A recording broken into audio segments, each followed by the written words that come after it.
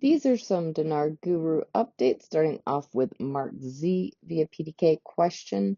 Did Kuwait revalue overnight? Mark Z says, I believe they revalued mid-morning around 10:30 or 11 a.m.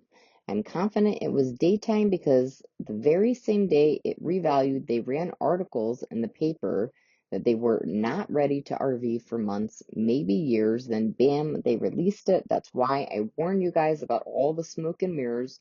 Don't jump off a cliff when you see stories like that. Just wait. Pompey Peters says Sudani has said on several occasions, talked about commencement of the reconstruction of Iraq in the month of April. Saleh and the economic advisor talked about them spending 50% of GDP in April.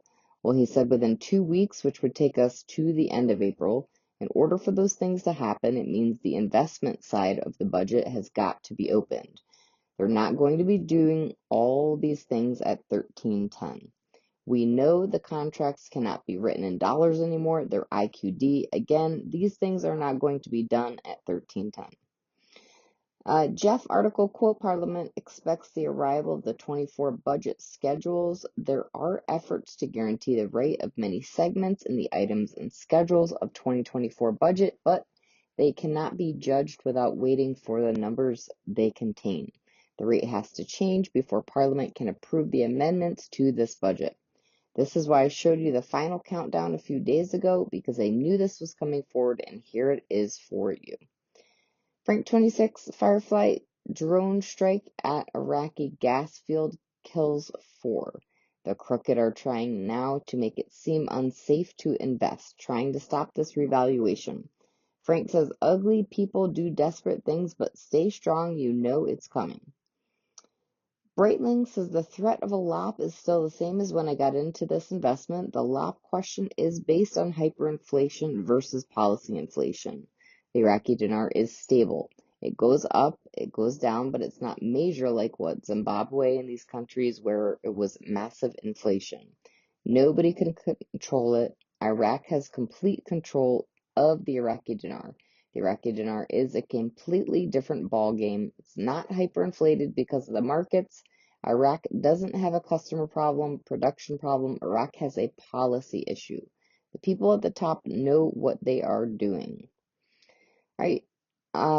Moving on. Mark Z via PDK question mark. Do you see May 8th rumor that WTO entrance as a hard date that Iraq cannot go past without announcing their new rate?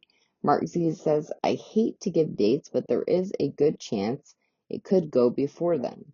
Question, what does your gut say? My gut is pretty mad that we are not done already, but I feel that there's a good chance before the 9th of May. There's a lot of expected to happen over the next few days.